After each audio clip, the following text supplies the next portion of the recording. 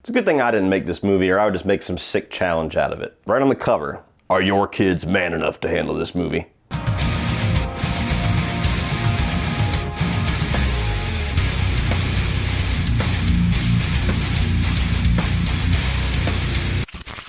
Scary Stories to Tell in the Dark tells the story of a group of kids in the 60s that find a cursed book that writes its own stories with them as the stars, and it all comes true. I actually remember reading these books in grade school. I think I was the only one that would read these books in my class. We had everything else from, Dr. Seuss all the way up to Scary Stories to Tell in the Dark, and I was the only one that would constantly grab those and just get infatuated with how dark and gruesome some of these stories were.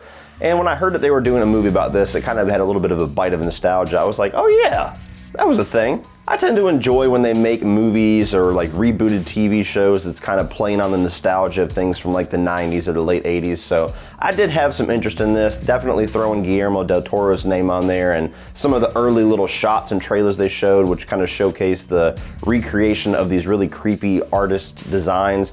Definitely had my interest a bit, but I was worried on what quality of film this would be, being that they're definitely gearing it more towards younger audiences. And as a little treat for getting through their first week back at school, I took Shane and Bella yesterday to the theater to check this thing out, and all three of us dug it. So starting right off with the good, I will say that this does a really good job at recreating those stories. Not only recreating kind of the tension of those stories and how dark they will go, but also recreating those artist designs. You're gonna see some people that are gonna be put off by them if you maybe didn't grow up reading them, or if you're not necessarily a stickler for source material, if you will, but like the Scarecrow Herald or the woman that they show in the Red Room hallway, it's all recreated pretty damn accurately from those drawings, and I for one appreciated that. I like when you get something that's recreated with attention to detail to grab exactly the same emotions that you had reading them off of the pages 20-something years ago. And like I said, the tension is there too, like the creepy vibes, the icky vibes, the rising tension. This director is good at doing that. I wasn't the biggest fan of Autopsy of Jane Doe because of where things went in the third act, but I really did appreciate how that guy set up scares and how he set up tension and how he kind of didn't do the typical cheesy, easy Hollywood route to get that tension or to get jump scares and all the stuff that I'm sick of seeing. He does transfer that over into this movie. There's definitely sequences where you can feel like a little claustrophobia. You could feel that kind of ickiness, that's that pliable tension in the air where you're like, something bad's about to happen, I can just feel it. That's something that takes a good director, and it does come over into this film, and it adds to these stories.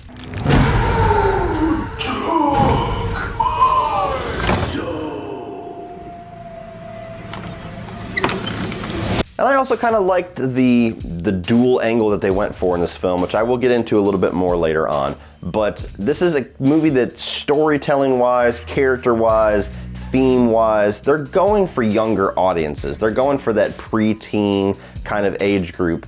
But they also go for intensity and scares and visuals that you would see more along the lines with some of these like Conjuring spin-offs that are meant for adults. So I kind of like that I can take my kids to a movie and they can kind of get invested in the story and don't really have to think too hard or know a whole lot to get right into where the plot is going. But at the same time, it's got some of those nice horror goodies that's going to please adults, audiences like me, and I'm not going to feel like I'm sitting there watching a kids movie going, oh God.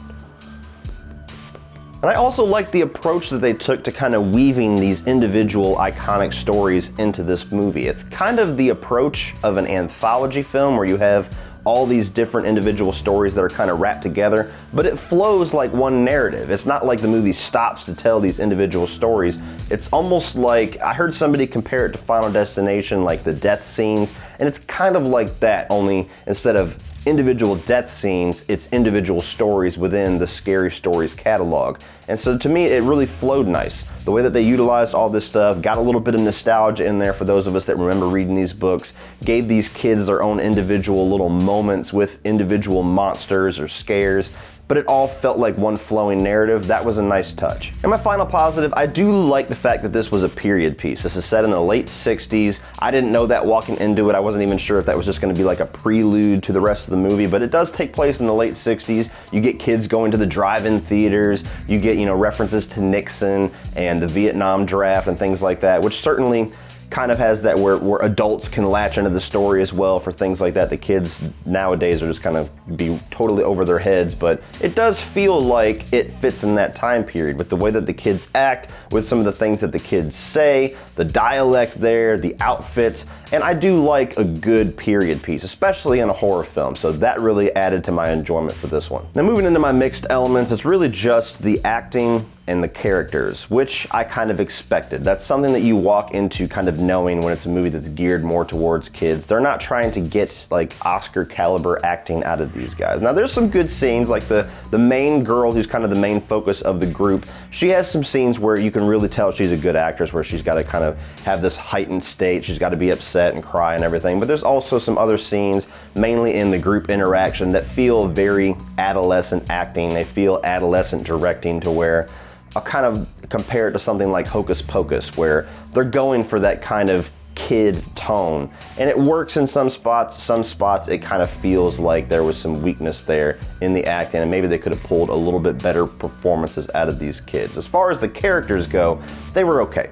They're just regular old kids. They do have some different 60s flavor with some of their personalities. They do have distinct personalities. It's not like they're all just forgettable. They do have 4 very different personalities. But if I'm being honest, there wasn't anything about any of the individual characters that really drew me in. There wasn't anything about them that really made me care for them or really even invest myself in where their story was going. I was more along the lines of just kind of seatbelts buckled, trying to see where these scares and where these stories were going to go, more so than I was the individual plots of these 4 characters. One of them had a nice little twist that kind of fit into the 60s later on in the story that was revealed, but even with that, it was just kind of like, okay.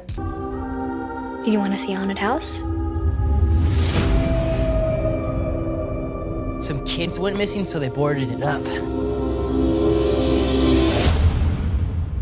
Okay, we saw it. Should we go now?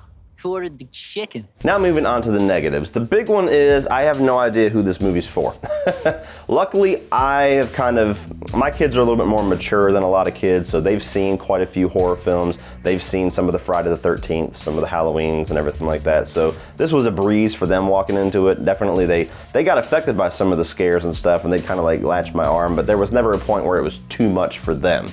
But that's just my kids, and my kids are kind of a rare breed because I'm a rare breed of a parent. So I don't know for the mass audiences where the audience is going to lie with this, because some of the kids stuff and the more adolescent approach to the storytelling, and kind of going for more of that hocus pocus vibe as far as the overall storyline and the way that the characters are utilized and the way that the acting is, that's going to be a little bit too adolescent for a lot of the adult audiences out there.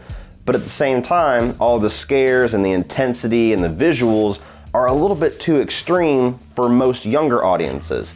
At least from what I can tell, for where a lot of people keep their kids away from horror films until they're like legal driving age. So I don't know. It felt like they didn't quite get the balance that they were going for, or maybe they wanted that weird spectrum where things appeal to kids down here and the scares are way up here. I really don't know, because the books are that way.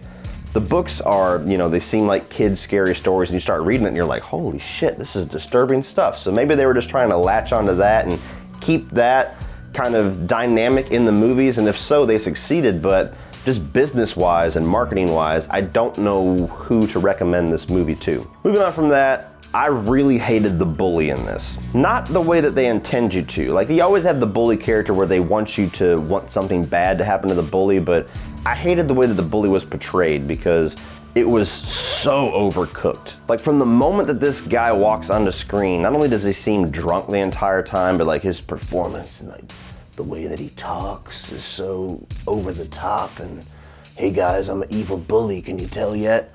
And he's so like over the top with how mean that he is, that always takes me out of a movie. Maybe things were different in the 60s, but every time you get a movie that deals with younger audiences or a high school setting, they overcook the bullies so much to the point where they're like Hans Gruber level evil, or Scar from The Lion King level evil, and it's like, people weren't exactly like that in high school. There were some assholes, but they weren't like fucking Hannibal Lecter walking around in the halls with you. And that took me out of the movie a bit. I also didn't care for the framing device, the overall storyline that they used to kind of wrap all of these tales into, where you have this ghost story basically of this woman that used to tell stories to kids, and then something would happen to the kids, and she's the one that wrote the book, and then you start going down this really cliche journey that we've seen dozens of times in so many horror films, where the kids start to try to investigate the lore of this story and the actual truth, and they find out things that nobody else knows, and they have to do certain things to lift the curse or to give the ghosts what they want. And it's shit that I have seen so many times that as soon as the movie started, I was like, oh, I see where this is going. Everything else in the middle of it was good, but just the framing device, the thing that kind of bookends all this together, was just cliche in the worst way. And finally, I did not like the way that this movie ended. It forces a sequel, which, I don't know, I would be fine if they got a sequel. I enjoyed this movie enough to welcome another one, but there's a natural, organic way to get a sequel, and there's a very desperate way to get a sequel, and they went the desperate route. It didn't really satisfy me as far as wrapping up this story. It ends on a really weird, sour note that doesn't feel like it was trying to end on a dark note like something like The Thing, where it was intended that you walk out a little bit sour. It just kind of felt like, okay, that's where we're ending, that's the satisfaction you want? What the fuck ever, all right. It's just not a good note to walk out on. Even if you're enjoying the entire movie, for which for the most part I was, then you get to that last note, that's not a good note to walk out on, is dissatisfaction, because then it colors the rest of your experience a bit. So overall, guys, for a late summer horror film that I could actually take my kids to and not have people give me the stink eye, I enjoyed this. You know, there was definitely some things they could have done better. Definitely had a weird mix of tones as far as balancing kid to adult, and I did not like the way that it wrapped up. But overall, I like the way they used all these individual stories, the way they wove them through. The characters were good enough. The direction and the scares and the building of tension was spot on. And I would totally welcome a sequel to this. And I will just say, know your kids before you take them to it.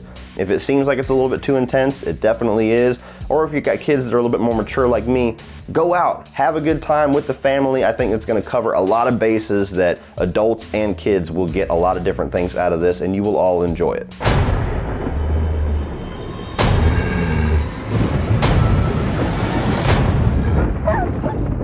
The jangling man is coming.